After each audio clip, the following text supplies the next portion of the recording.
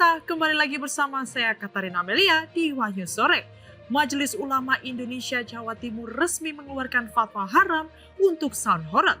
Pengharaman ini didasarkan pada banyaknya dampak negatif yang ditimbulkan. Informasi lainnya pemirsa, tim SAR gabungan berhasil menjaga posisi KMP Tunu Pratama Jaya yang tenggelam di perairan Selat Bali. Kapal ditemukan di dasar laut dalam kondisi terbalik. Pemirsa, inilah Wahyu Sore selengkapnya. Presiden ke-7 Republik Indonesia Joko Widodo menanggapi dugaan adanya agenda besar politik di tengah isu miring yang menerpa dirinya dan putra sulungnya Gibran Rakabuming Raka yang saat ini menjabat sebagai wakil presiden. Menurutnya, isu ijazah palsu dimunculkan untuk pemakzulan Gibran dari kursi wakil presiden.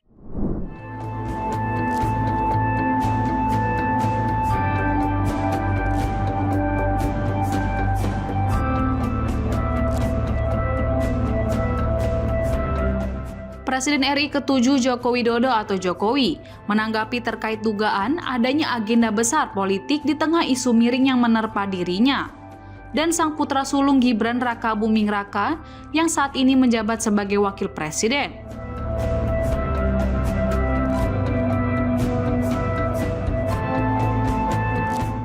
Menurutnya, isu ijazah palsu dimunculkan untuk pemakzulan Gibran dari kursi wapres.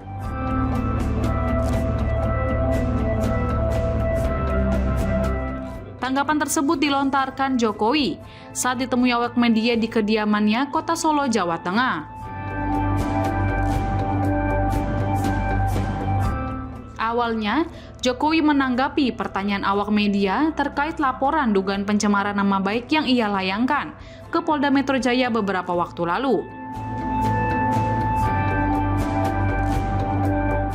Dalam kesempatan tersebut, Jokowi menyerahkan semua proses hukum kepada pihak kepolisian. Jokowi juga menegaskan bahwa dirinya akan menunjukkan ijazah aslinya ke publik pada saat persidangan nanti. Lalu saat disinggung apakah isu ijazah palsu ini bertujuan untuk mengaburkan reputasi politiknya. Secara tegas Jokowi menyebut ada agenda politik besar terkait isu ijazah palsu. Namun menurut Jokowi, isu miring yang menerpa dirinya dan keluarganya merupakan konsekuensi menjadi politisi maupun tokoh nasional.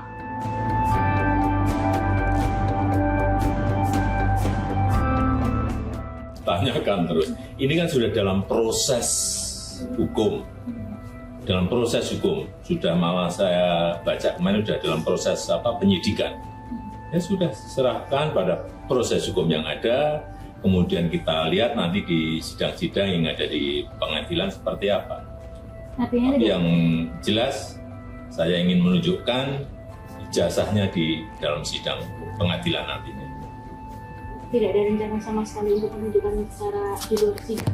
Tidak, harus dalam sidang-sidang pengadilan yang ada nanti akan saya tunjukkan ijazah asli yang saya miliki. Oh, itu dengan ijazah palsu ini untuk mengaburkan legasi Pak Jokowi. Saya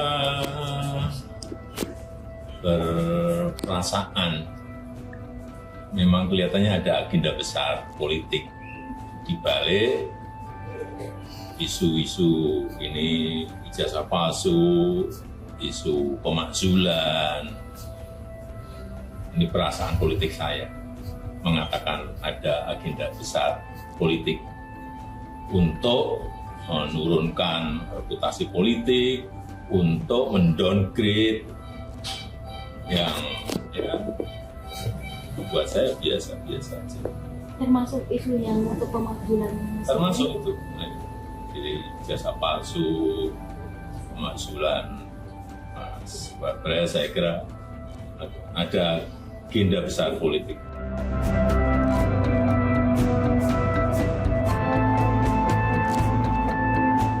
Terkait dengan pemakzulan Gibran sebelumnya diusulkan oleh Forum Purnawirawan Prajurit TNI. Mereka bahkan telah mengajukan surat ke DPR dan MPR soal pemakzulan Gibran. Namun, hingga kini belum ada pembahasan apapun soal surat dari para purnawirawan tersebut.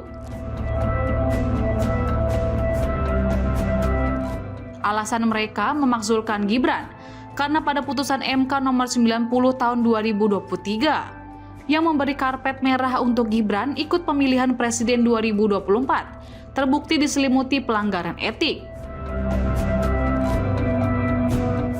Ketua MK saat itu Anwar Usman merupakan adik ipar dari Presiden Jokowi sejak 26 Maret 2022 sekaligus paman Gibran.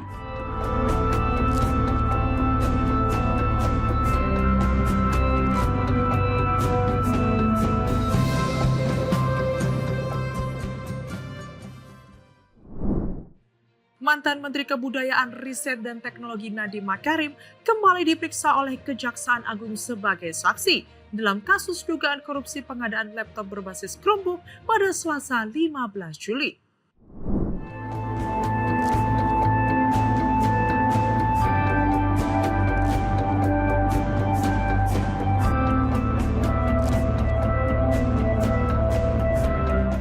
Mantan Menteri Kebudayaan, Riset dan Teknologi Nadiem Makarim kembali diperiksa oleh Kejagung pada Selasa 15 Juli.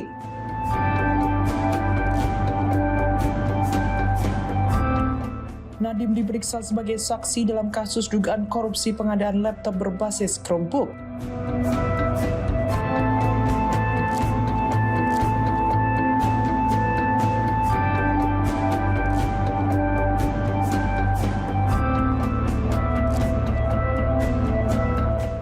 Nadiem bersama kuasa hukumnya Hotman Paris Hutapea tiba di lobi gedung Bundar Jampitsus Kejagung, Jakarta sekitar pukul 8.58 waktu Indonesia Barat. Nadiem tampak mengenakan kemeja krem dan celana panjang hitam seraya menenteng tas jinjing berwarna hitam. Namun Nadiem tak berbicara sedikit pun saat tiba di lobi gedung Bundar Jampitsus Kejagung. Diketahui pemeriksaan ini merupakan pemeriksaan kedua Nadiem. Sebelumnya, Nadiem diperiksa oleh Kejagung pada 23 Juni 2025. Saat itu Nadiem diperiksa sebagai saksi selama 12 jam.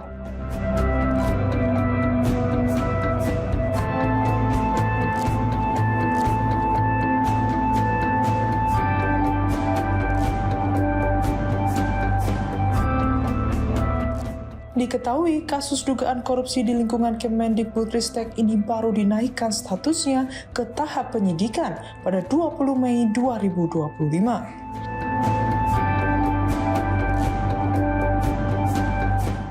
Hingga saat ini penyidik belum menetapkan tersangka dalam kasus ini dan masih mendalami kasus yang ada, termasuk kerugian keuangan negara yang timbul dalam proyek pengadaan senilai 9,9 triliun rupiah ini.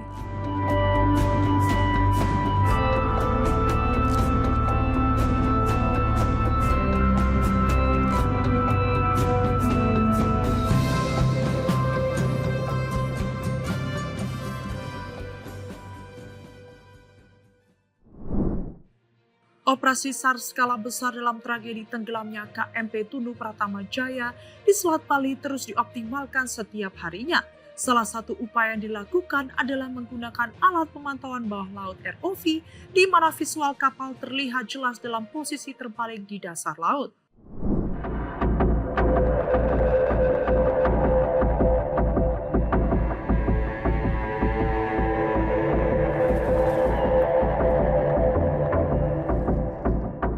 Operasi SAR skala besar dalam tragedi tenggelamnya KMP Tunu Pratama Jaya di Selat Bali terus dioptimalkan setiap harinya.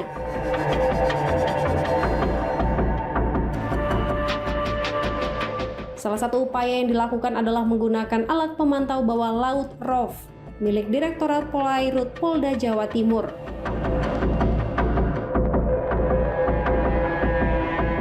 Visual kapal berwarna merah dan putih tersebut terlihat begitu jelas dalam posisi terbalik di dasar laut. Kamera bawah air berhasil merekam sejumlah sisi ruangan bangkai kapal yang berada di kedalaman 49 meter di bawah permukaan laut.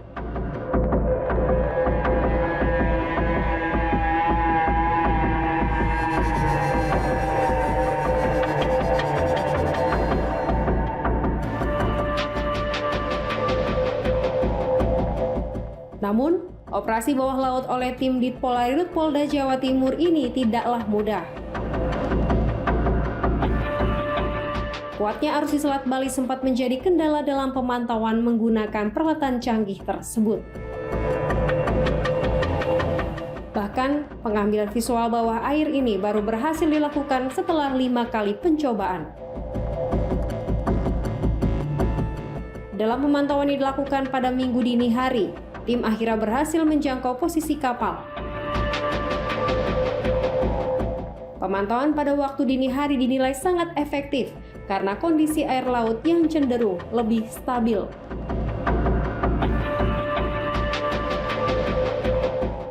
Ini penyebab tenggelamnya kapal karena kenapa? Berdasarkan kita bicaranya scientific investigation dengan teknologi, kalau berbicara penyebab tenggelamnya kapal kan sampai dengan hari ini tidak bisa kita ketahui. Harus pada saat kapal itu kita naikkan dan kita bisa melihat sejauh mana kapal itu pada saat dimulai daripada start di pelabuhan LMC, kemudian bergerak dan tenggelam pada koordinat sekian. Kita melakukan scientific investigation apakah memang ini karena bocoran mesin ataukah karena ombak yang memukul kapal dengan arus yang demikian kuatnya di atas rata-rata sehingga menyebabkan tenggelam kapal, ataukah dengan karena beban beratnya kendaraan yang ada di dalam kapal sehingga menyebabkan kapal tenggelam. Ya, ROV ini cuman melihat dan penandaan sudah dilakukan, melihat secara utuh ya nama kapal dan sebagainya, serta melihat apa sih isi yang di dalam kapal itu yang masih ada. Harapannya dari ROV ini kita mengembangkan di tadi yang saya sebutkan tadi bubble wrap itu, sehingga bisa kita melaksanakan kegiatan pengangkatan korban ya, korban baik yang sementara yang meninggal dunia di kapal. Artinya berdasarkan hasil pemetaan MPS tadi sudah bisa dipastikan tuh kapal KMP dulu ya? Ya, posisinya juga sudah fix dan bisa dipastikan. Dan pencitraan dua dimensi, pencitraan ini bawah laut ini juga nanti akan dipakai untuk proses penyidikan. Iya, semuanya kan program dalam scientific investigation, tapi dengan menggunakan teknologi ya. Ini satu rangkaian semua, dimulai dari rangkaian kemanusiaan, kegiatan pertolongan pada korban, kemudian rangkaian yang kalau kita lihat itu ada life jacket, kemudian ada juga kapal skoci dengan ada kapsul yang putih yang ada yang tidak sempat terbuka dengan baik, nah itu life craft itu dan sebagainya. Dan artinya ini kan tadi disampaikan bahwa ini bagian rangkaian dari penyelidikan yang dilakukan di pol air ya. Artinya penyelidikan tenggelamnya kapal ini sudah dimulai dan ya kita proses penyelidikan. Ini kan pengumpulan data dan informasi sehingga kita bisa melihat ke depannya terutama bukti material ya yang kita butuhkan scientific investigation itu yang kita lakukan bisa mendapatkan hasil bahwasanya kapal tenggelam diakibatkan karena sesuatu apa. Sekretaris Majelis Ulama Indonesia Jawa Timur Kiai Haji Hasan Ubaidillah menyatakan bahwa fatwa Majelis Ulama Indonesia Jawa Timur mengharamkan sound horeg. Kendati begitu, Komisi Fatwa juga menegaskan penggunaan sound horeg diperbolehkan jika volumenya masih dalam ambang wajar.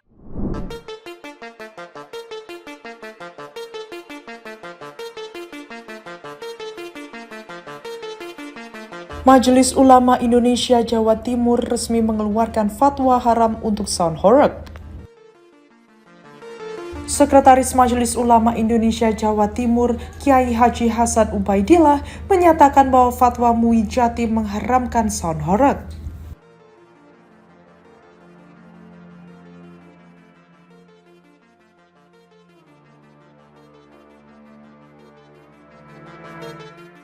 Dalam salinan fatwa MUI Jatim nomor 1 2025 tentang penggunaan sound horeg, ada sejumlah hal yang diharamkan dalam penggunaan sound horeg. Pengharaman ini didasarkan pada banyaknya mudarat atau dampak negatif yang ditimbulkan. Ada beberapa aspek yang diharamkan, salah satunya adalah penggunaan sound horeg dengan intensitas suara melebihi batas wajar dan mengganggu orang lain yang secara tegas dinyatakan haram oleh MUI Jatim. Kendati begitu, Komisi Fatwa juga menegaskan penggunaan sound horeg diperbolehkan jika volumenya masih dalam ambang wajar.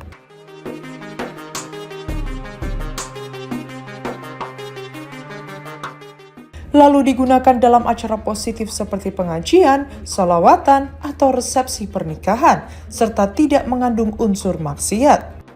Adapun fenomena battle sound atau adu suara sound system yang kerap terjadi dan terbukti bisa menimbulkan kebisingan ekstrim.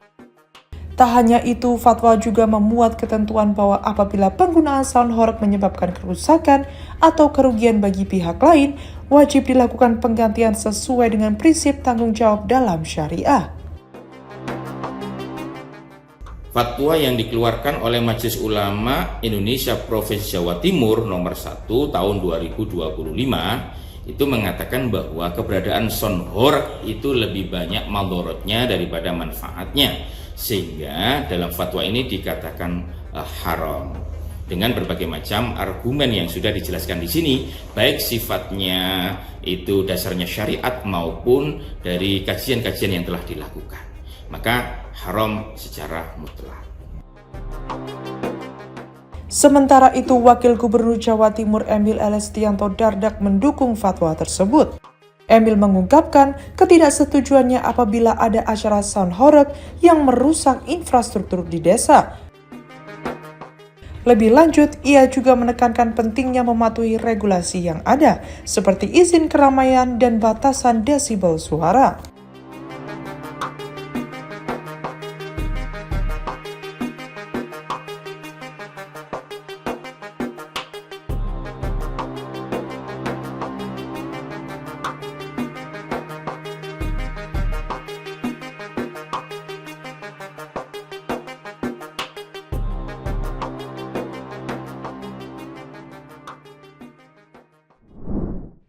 Direktorat Polairut Polda Kepulauan Riau berhasil membekuk komplotan bajak laut yang beraksi di perairan Selat Phillips, wilayah perbatasan Indonesia-Singapura. Target utama para pelaku adalah kapal-kapal berbendera asing yang melintas di wilayah perairan tersebut.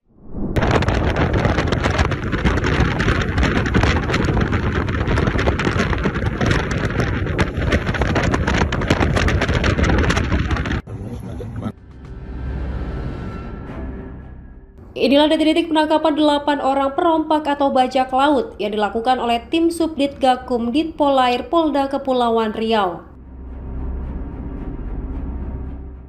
Para pelaku ditangkap saat tengah menjarah kapal asing MT Tom Elizabeth yang sedang melintas di perairan Selat Phillips pada Rabu 9 Juli lalu. Mereka telah menjadi target operasi setelah International Maritime Bureau Singapura melaporkan maraknya aksi perompakan di wilayah tersebut. Dari pengembangan kasus, polisi juga menangkap 2 orang lainnya yang diduga sebagai ketua kelompok bajak laut. Direktur Polairut Polda Kepulauan Riau Kombes Handono Subiakto menjelaskan bahwa dalam aksinya para pelaku mendekati kapal target menggunakan kapal kayu. Mereka menggunakan galah untuk menyangkutkan tali agar bisa memanjat ke atas kapal.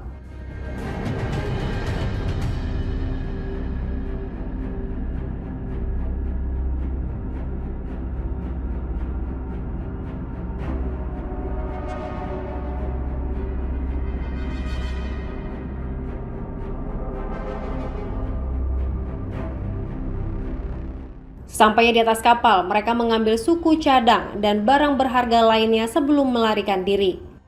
Jika merasa terancam, pelaku tak segan melukai korban dengan senjata api rakitan. Komplotan ini diketahui telah beraksi sejak tahun 2017 hingga 2025, dengan keuntungan yang mereka peroleh berkisar antara 40 juta rupiah hingga 100 juta rupiah dalam setiap aksi.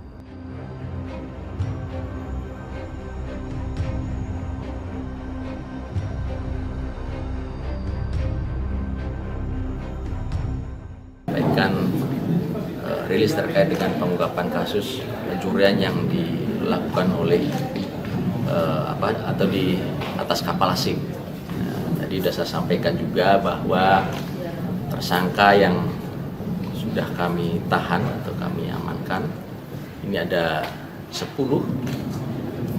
dengan perincian 8 orang kami tangkap pada saat mereka melakukan di perairan di wilayah Nipah. Kemudian yang 2 adalah hasil pengembangan. Kemudian yang satunya mungkin tidak ada kaitannya dengan pencurian, tapi ada kaitannya dengan tindak pidana narkoba, sehingga kita limpahkan ke Polrestabes. Modusnya Pak Dir? Modusnya jadi sama seperti yang saya sampaikan tadi, bahwa kelompok ini memapping atau melihat korbannya itu dari aplikasi. Kemudian pada saat mereka melewati jalur perairan di wilayah Nipah itu, kapal asing ini akan menurunkan kecepatannya di antara 5 knot. Kemudian mereka dengan menggunakan kapal kayu itu mereka mendekat, kemudian mereka menaikkan galah. Mereka mencantolkan talinya di kapal, baru kemudian mereka naik ke atas kapal, kemudian mereka mengambil barang-barang berupa spare part ini yang mereka gunakan. Jadi, untuk menampung barang curian, Pak. Baru kemudian mereka turun ke kapal. Berapa lama Pak? Mereka melakukan. Untuk berdasarkan keterangan mereka melakukan itu mulai dari 2017.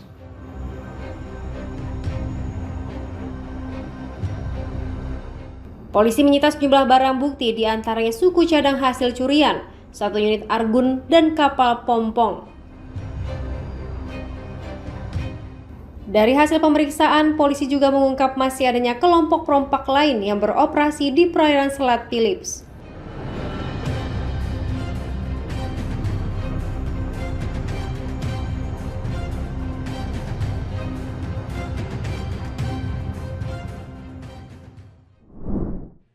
Viral di media sosial, pria berusia 19 tahun terpilih menjadi ketua RT di Rawabadak Selatan, Koja, Jakarta Utara. Pria bernama Sahdan Arya Maulana itu mencuri perhatian publik setelah bersama warga bergotong royong memperbaiki jalan rusak secara swadaya.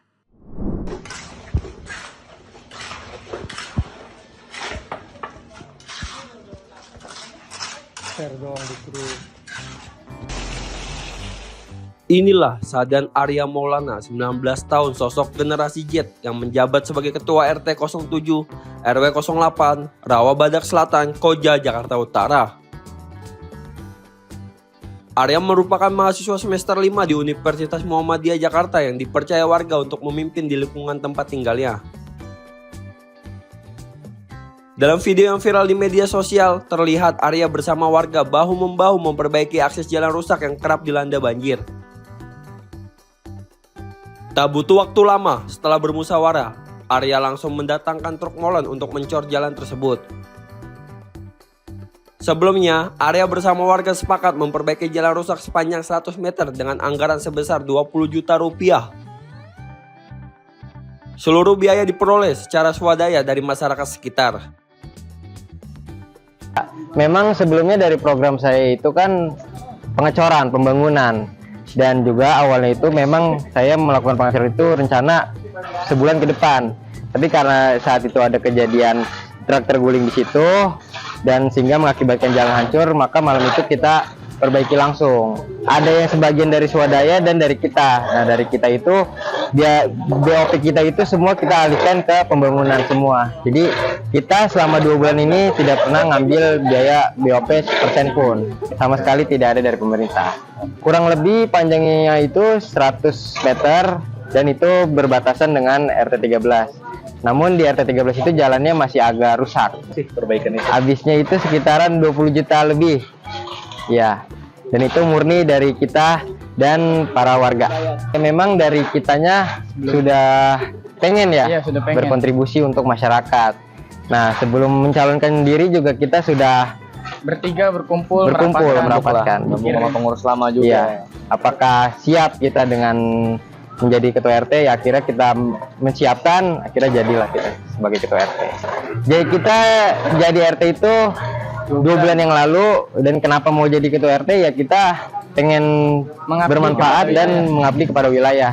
Karena kita lahir di sini, kecil bareng, dan ya kita sebagai manusia ya harus berkontribusi untuk dan bermanfaat bagi wilayah. Berarti abang sendiri masih kuliah, Bang? Masih kuliah. Semester 5 di Universitas Muhammadiyah Jakarta. Dalam menjalankan tugas sebagai ketua RT, Arya tidak bekerja sendiri. Ia didampingi oleh pengurus yang juga masih sebaya, yakni Pemas Wayuryanto 20 tahun sebagai sekretaris dan Rizky Saputra 21 sebagai bendahara. Warga Andong Boyolali, Jawa Tengah digegerkan dengan penemuan 2 anak di bawah umur dalam kondisi dirantai. Kini anak-anak tersebut telah diamankan oleh pemerintah daerah setempat. Dari kemarin sakit enggak?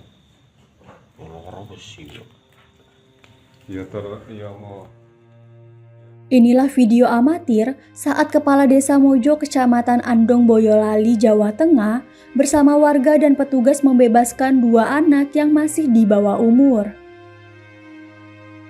Saat ditemukan, 2 anak tersebut dalam kondisi dirantai di dalam rumah. Menurut Kepala Desa Mojo, Bagus Muhammad Muksin, anak-anak tersebut tak diberi makan lebih dari 3 hari. Iki dihukum mereka ya, kantorun jopo. Kalau yang dihukum disuruh tidur di luar. Kejadian itu terungkap pada Sabtu malam saat ada anak yang mencuri kotak amal masjid dan kepergok warga. Anak tersebut mengaku nekat mencuri untuk membeli makan adiknya. Warga kemudian mengantarkan anak tersebut ke rumahnya. Namun setibanya di rumah, warga terkejut karena mendapati ada 3 anak di bawah umur, di mana 2 diantaranya dalam kondisi diikat dengan rantai. Warga sontak melaporkan kejadian tersebut ke kepala desa dan pihak kepolisian.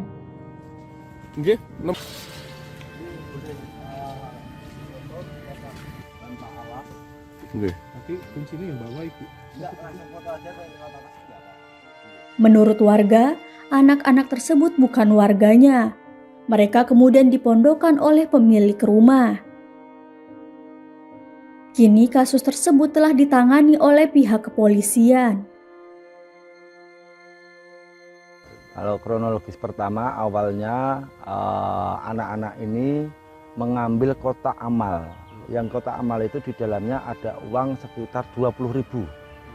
Jadi anak-anak itu mengambil kotak di masjid, terus mungkin mereka kebingungan cara membongkarnya. Terus mondar-mandir, akhirnya dibawalah ke belakang Balai Desa Mojo. Nah kebetulan warga sekitar belum ada yang tidur, curiga anak itu kok mondar-mandir kenapa. Terus kita lacak ke belakang Balai Desa, alhamdulillah anak itu ngaku. Jadi kita ngambil uang kotak untuk makan adiknya, karena sudah 1 minggu adiknya tidak dikasih makan sama yang mengelola katanya yayasan. Tapi ini Demikian informasi yang dapat kami sampaikan pemirsa. Terima kasih telah bergabung bersama kami. Saya Katarina Amelia dan seluruh tim yang bertugas mengucapkan sampai jumpa di Wanyu Sore berikutnya. Setiap hari pukul 7 malam hanya di kanal YouTube TV Wanyuskop.